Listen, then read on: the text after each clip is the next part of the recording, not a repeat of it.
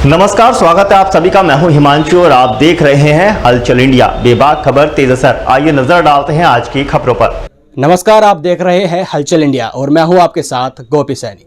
और आज हमारे साथ मौजूद है मुजफ्फरनगर के प्रसिद्ध डॉक्टर एमएल गर्ग, जो फिजिशियन एवं चेस्ट स्पेशलिस्ट है, जिनसे हम जानेंगे कि अक्सर हमको देखने को मिल रहा है अब कि सांस लेने में हमको दिक्कतों का सामना करना पड़ रहा है। तो दोस्तों, ये सांस लेने में जिस तरह की प्रॉब्लम को आ रही है, तो इससे बचने के क्या उपाय हैं और ये क्यों हो रही है, तो हम डॉक्टर साहब से जानेंगे। तो सर, सबसे पहले आपका स्वागत है हमारे चैनल में। Thank you. अक्सर देखने को मिल रहा है कि अब ज़्यादातर सांस लेने में जो तकलीफ़ें बढ़ रही है, तो ये किस कारण हो रही है? आजकल के मौसम में जिस प्रकार से ये मैं सबसे पहले तो मैं आपको अपना इंट्रोडक्शन देना चाहूँगा। मैं doctor ML Garg, senior chest specialist एवं फिजिशियन, यहाँ पर नाथ क्लिनिक मेरा अपना क्लिनिक है जहाँ पर मैं कार्यरत हूँ। पूर्व में मैं मुख्य चिकित्सा अधीक्षक के पद पर यहाँ पर जिला चिकित्सालय में रहा हूँ। और ये जो सांस की प्रॉब्लम्स हैं जो कि इन दिनों में आकर के बढ़ जाती हैं, इसका सबसे बड़ा कारण होता है पोल्यूशन, पर्यावरण। इस समय जो पर्यावरण के अंदर दो चीज़ें होती हैं। पर्यावरण एक होता है घर के अंदर, एक होता है घर के बाहर। घर के अंदर जो पर्यावरण होता है वो जिस प्रकार से हम लोग अपने घर की सफाई करते हैं, डस्टिंग करते हैं, उसके द्वारा भी ये पर्यावरण घर के अंदर होता है।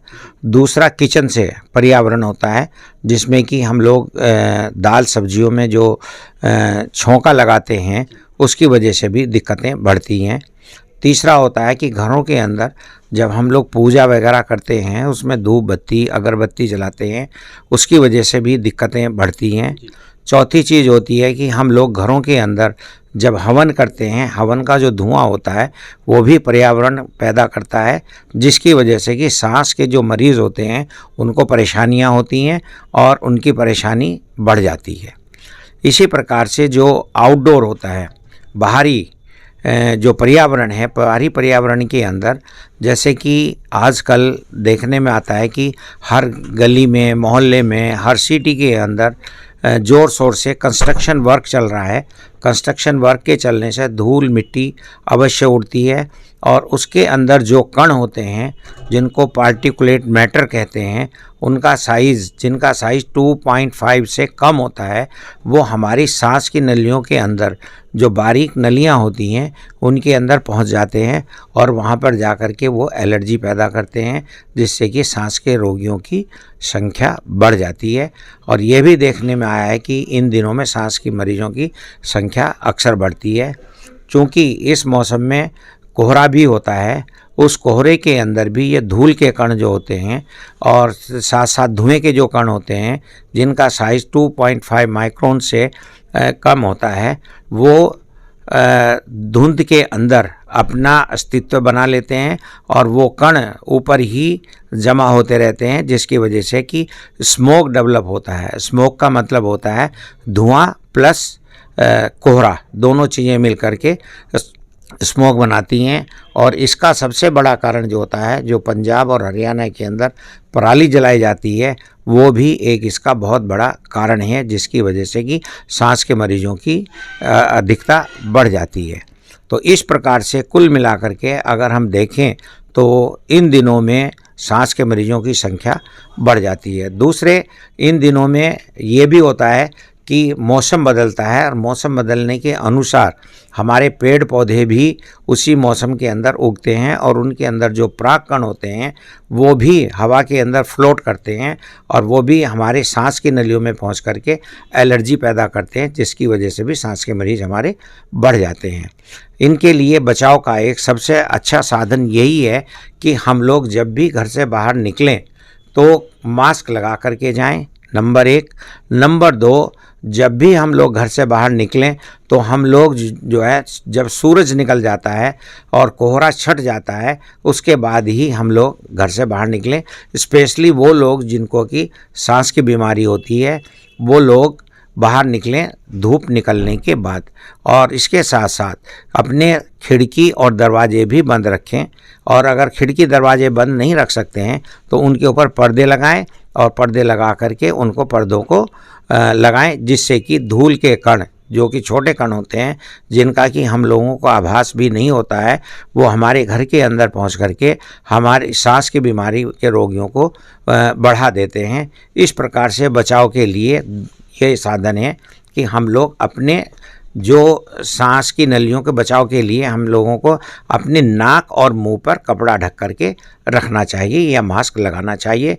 खिड़की दरवाजे अपने बंद रखने चाहिए और उनके ऊपर पर्दे भी लगाने चाहिए, जिससे कि हम इसका बचाव कर सकते हैं। तो डॉक्टर साहब, बात की जाए तो ये बीमारी किस उम्र से किस उम्र तक होती है या किसी भी उम्र के लोगों में हो सकती है? यह बीमारी किसी भी उम्र में हो सकती है। इस बीमारी के दो ही कारण हैं। नंबर एक, हेरिडिटरी होती है, जिनके कि पेरेंट्स को ये बीमारी होती है तो वो अक्सर बच्चों में आ जाती है। अगर पेरेंट्स में से सिर्फ एक को है तो बच्चों में आने के जो चांसेस होते हैं वो 21% होते हैं। अगर माँ बाप दोनों को है तो 42% चांसेस होते हैं कि उनको ये बीमारी होगी। इस प्रकार से ये बीमारी हेरिडिटरी भी होती है और उसके साथ साथ बहुत से लोगों को फेफड़ों के अंदर एलर्जी होती है, जिसकी वजह से कि ये बीमारी अक्सर होती है। तो खान पीन पर अगर बात की जाए तो किस तरह का ध्यान रखें इन दिनों?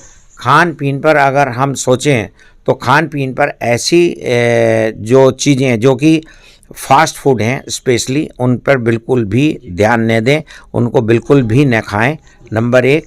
नंबर दो, बाज़ार के अंदर जितनी भी कलरफुल मिठाइयाँ मिलती हैं उनको बिल्कुल भी इस्तेमाल न करें।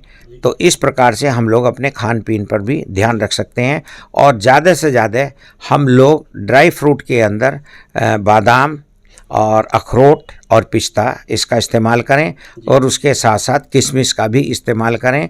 और खाने में जो वो सब्जियां जिनकी जो कि लाल रंग की होती हैं, जिनके अंदर मैक्सिमम एंटीऑक्सीडेंट्स होते हैं जो कि हमारे शरीर के विषैले पदार्थों को बाहर निकालते हैं, उनका हम लोग सेवन करें तो वो ज़्यादा से ज़्यादा फ़ायदेमंद रहेगा। बचाव के संबंध में हम दूसरा एक सबसे बड़ा उपाय ये कर सकते हैं कि जनरली घरों के अंदर सिलाबी आ जाती है, जिसको सीलन भी कहते हैं या मॉइस्चर इन दी हाउस कहते हैं। दीवारों के ऊपर सीलन आती है और उसमें ये भी देखने में आता है कि जब सीलन होती है तो सीलन के अंदर तो उसके ऊपर बुरादा सा जम जाता है सफ़ेद रंग का, और वो फंगस होती है। वो फंगल स्पोर्स जब हम लोग अपने घर का पंखा ऑन करते हैं वो उड़ करके हमारी सांस की नलियों के अंदर पहुंच जाते हैं और वहां पर पहुंच करके वो एलर्जी पैदा करते हैं। इसलिए बचाव के लिए हम कोशिश ये करें कि हमारे घर के अंदर सीलन न हो, उसका हम लोग पहले से इंतज़ाम करके रखें। नंबर दो, घर के अंदर जो रसोई होती है, रसोई के अंदर जो धुआं होता है, जो कि दाल सब्जी में छोंका लगाने की वजह से भी होता है, वैसे भी धुआं हो जाता है अक्सर रसोई के अंदर। उसके लिए हम रसोई के अंदर एग्जॉस्ट फैन अवश्य लगवाएं, जिससे कि वो धुआं बाहर निकलता रहे और हम अपने आप को उससे सेफ रख सकें।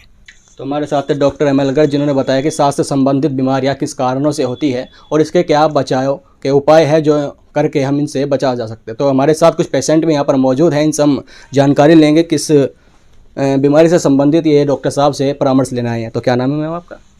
जी रमा। तो आपको क्या दिक्कत है, यानी कि किस चीज़ के पेशेंट हो? अजी मैं तो शुगर बीपी की, अच्छा। टेंशन की बहुत बीमारी है मेरे पास तो। तो टेंशन लेते क्यों हो?